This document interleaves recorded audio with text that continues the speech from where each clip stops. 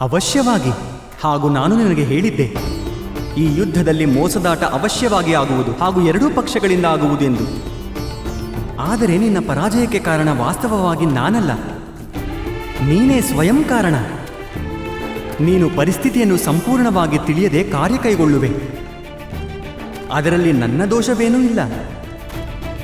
ಹೇಗೆ ಈ ದಿನ ನೀನು ನಿನ್ನ ಮಾತೆಯ ಎದುರು ಸಂಪೂರ್ಣವಾಗಿ ನಿರ್ವಸ್ತ್ರವಾಗಿ ಹೋಗುತ್ತಿರುವೆಯೋ, ಶರೀರವನ್ನು ವಜ್ರವಾಗಿಸಲು